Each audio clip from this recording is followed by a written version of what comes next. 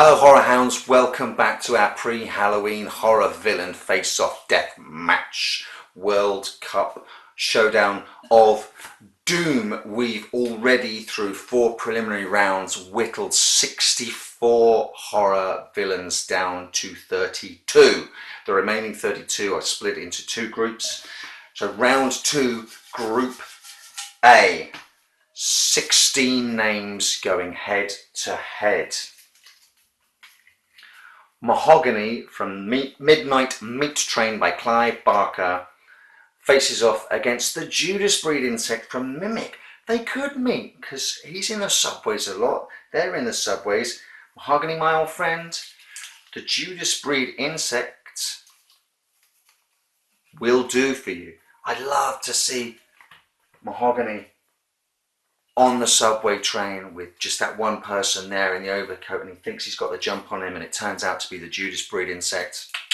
Mahogany ain't walking away from that. Next fight, Dracula is going to be fighting the Gill Man from the Black Lagoon. Universal Classic Monster versus Universal Classic Monster.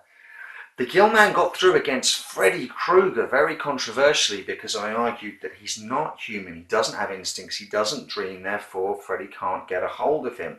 So, thinking in that way, Dracula won't be able to mesmerize him either.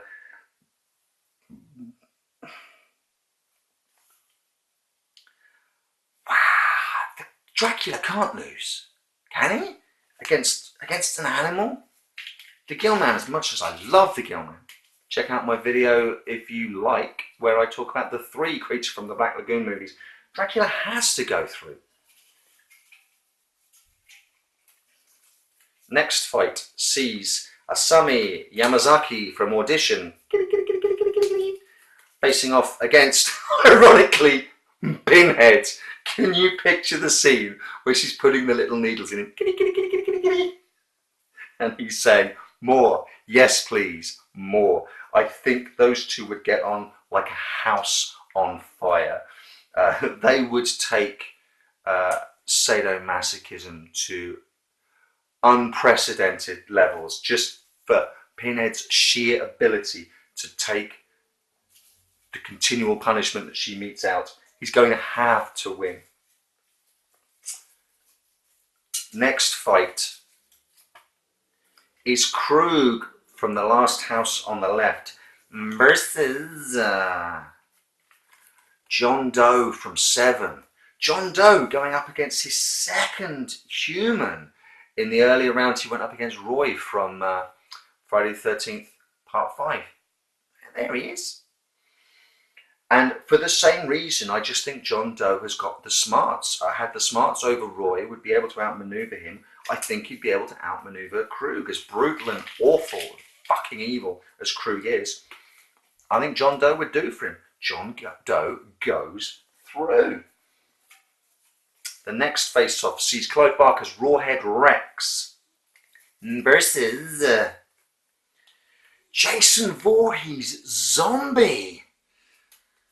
How would that go down? Rawhead Rex is a brutal, ferocious, unstoppable force of killing nature, and Jason Voorhees is a brutal, unstoppable, ferocious force of killing nature.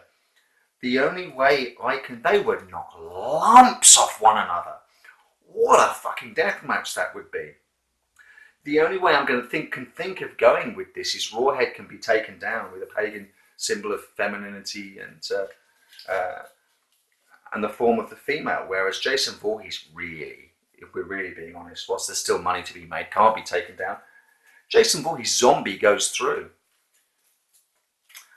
Matt Cordell from Maniac Cop, some would say a poor man's Jason Voorhees, against the Wrong Turn Boys, all 3 of them, One Eye, Sawtooth and Three Fingers. Matt Cordell versus the 3 Wrong Turn Boys. I've ridiculously leveled up the Wrong Turn Boys by letting all 3 of them together. It would be brutal. Cordell would surely at least take out a couple of them. He'd get fucked up. But 3 versus... I'm going to have to give it to the Wrong Turn boys. I'm kind of regretting putting all 3 of them together.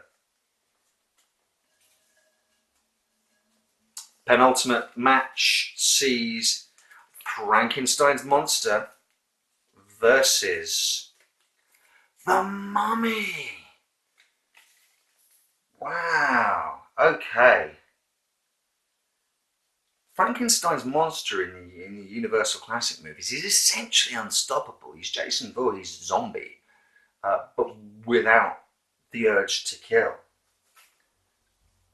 I think, and over all the iterations of the Mummy, and I'll be going mummy mad on this channel. If you want to go to my playlists and check out mummy movies, you can see just how many mummy movies I've reviewed recently, with more to come, the Hammer Mummy movies to come. I think Frankenstein's monster, Frankenstein's creature. Why have I written monster there? I never call him monster. He's always the creature. I always afford him that courtesy. Frankenstein's creature will go through. You're not a monster. Soup good. Candyman in the final fight of round 2, Group A, faces off against Dr. Phibes. Whenever Candyman gets involved, we're assuming that his opponent has summoned him on purpose.